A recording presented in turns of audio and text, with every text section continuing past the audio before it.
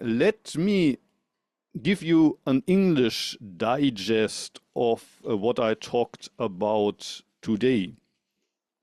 At the end of last month's section, Dogen talked about that stones and pebbles are also a manifestation of Bodhimind, the foam on the water, and flames of fire.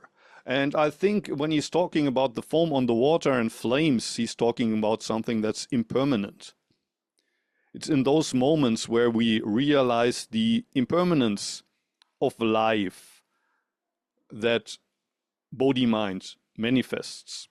And that's something that Dogen Zenji also says at the beginning of the text called Gakudo Yojinchu. And then for a couple of sentences, Dogen Zenji continues to talk about giving, the act of giving, dana. And this seems to be a quote from the Lotus Sutra, where he says, giving away your nation, your castles, your wife and children, giving away the 7 most precious treasures in this world, giving away men and women, giving away your head, your eyes, the mark of your bones and your brain, giving away your bodily flesh, your arms and legs. All of this is the living manifestation, the lively activity of Bodhimind. And here at quite some length I talked about parallels that you can find between this chapter of the Shobogenzo and another chapter which in Japanese is called Bodhisattva Shishoho, 4 ways of bodhisattvas to embrace all living beings, 4 ways of bodhisattvas to relate to living beings. And these 4 ways are giving, words of love, kind words, cooperation, and harmony. Or at least that's one way of translating Fuse, Aigo, Ligyo, and Doji, these 4. And here you can see parallels to what Dogen Zenji is writing in this chapter about Fuse. That Fuse is not only, as sometimes it's maybe thought about, it's something that, well, lay practitioners can do for the monks. The monks do the real Dharma work. They meditate, they strive for enlightenment, while people in secular societies, they can't do that, but at least they can support the monks, and maybe because of the good karma that they accumulate in a next life, they will be reborn, and then maybe they have the opportunity to practice like us. But Dogen Zenji says that's not the way it is. The act of giving, the act of letting go, is also Bodhimind.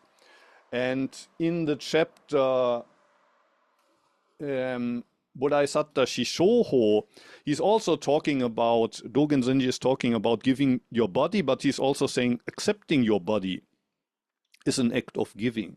So it's not only about throwing away, but to accept the person you are, to accept the fact that you have been born in this time of the history of the human race, to this pair of parents, having this body, having lived this life. And a lot of times we have difficulty accepting that. We wish we weren't born at this time to this parents with this body. To accept that is also an act of giving. Letting go and accepting belong together. So that's what he's saying in these sentences. The act of giving is manifestation of Bodhimind. And then he returns to a point that he also made in the section that I think I talked about last month, with. The question is, where does this mind come from? This mind that wishes to help others before I'm saved myself. Because if we look honestly at ourselves, most of the time we think about ourselves first and the others next. And during Zazen, you think about what will I have for dinner?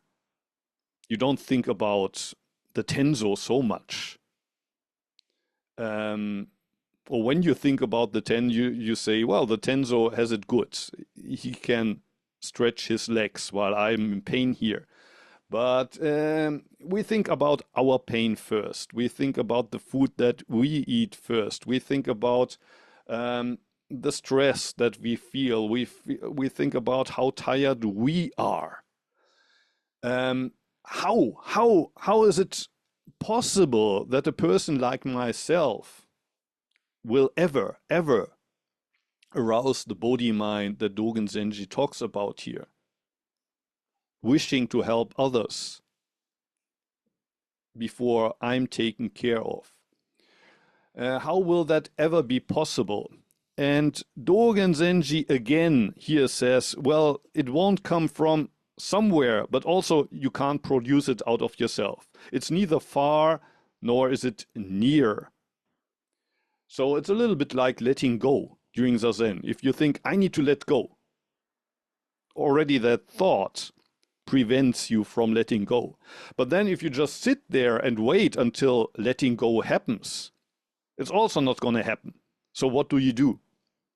It's not going to come from the outside. It's neither coming from the inside. What can you do? And in last month's section, Dogen Zenji used the words kan no doko, when two ways cross. That's when it happens. When two ways cross. The way of the ordinary person and the way of the Buddha. The way of the normal game that you played until then, and something that disrupts the game. And impermanence can be that thing that disrupts your game. And sometimes that's when it happens. Here, Dogen Zenji says something different.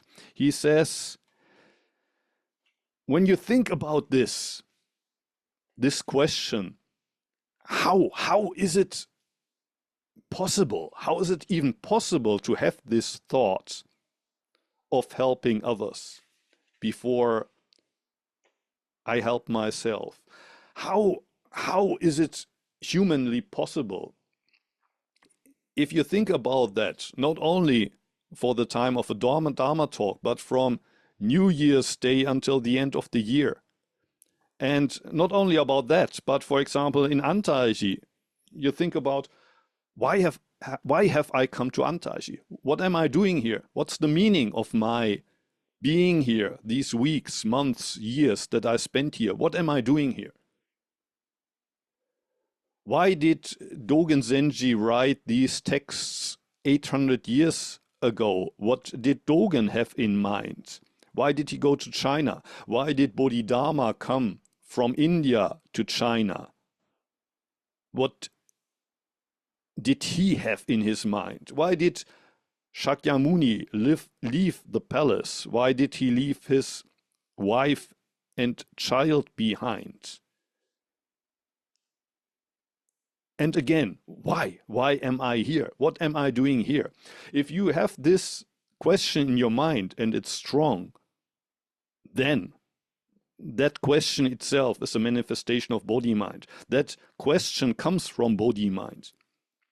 Bodhi mind makes you ask that question. So stick with the question. And then for the rest of today's section, Dogen Zenji talks about time, impermanence, and one instant following the other. The Japanese word that is used here is setsuna, and the original Sanskrit word is ksana. And Dogen Zenji says, when you snip your fingers, in that moment, 65 ksanas pass. And if you have 120 of those, that would be a little bit about more than a second or so. You realize, for example, when you see on a clock the, how do you say in English, the hand moving or whatever, and it's moving once a second, you can see that. But if it would move 65 times in each second, you wouldn't realize anymore that it's moving, or you wouldn't realize each single movement. You would think it's moving constantly. And Dogen Zenji says, well, that's why we are Buddhas. We don't realize that actually the universe is coming into existence and disappearing. Well, he claims that it's 6 billions and 480 million and 99,980 times a day. Probably you can find that if you look at the English translation of the Shobogenzo chapter that I'm talking about. Probably the English number would be 6,480,099,980.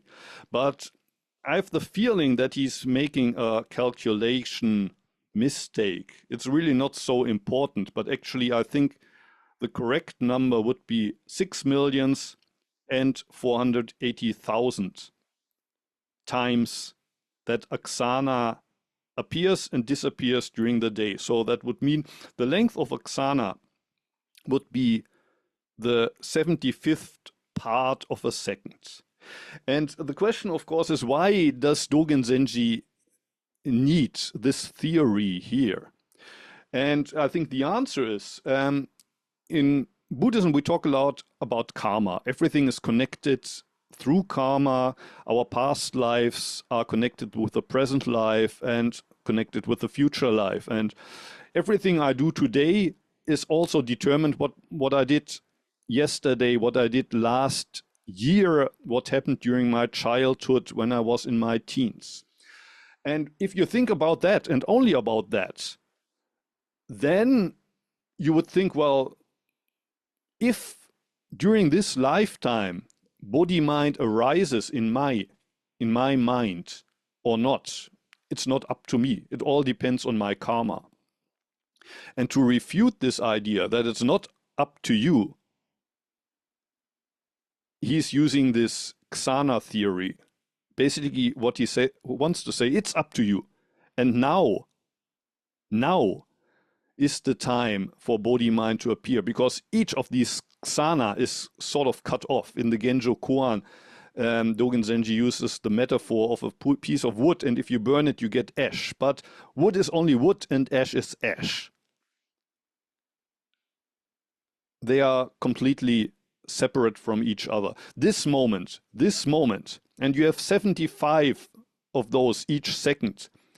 You have more than 6 million of these moments each day. But if you don't use this moment, Bodhimind will never appear. But now is the time. Now is the time for Bodhimind to manifest in your mind, in your consciousness. Okay, so much in English. If you have questions, please feel welcome to ask them.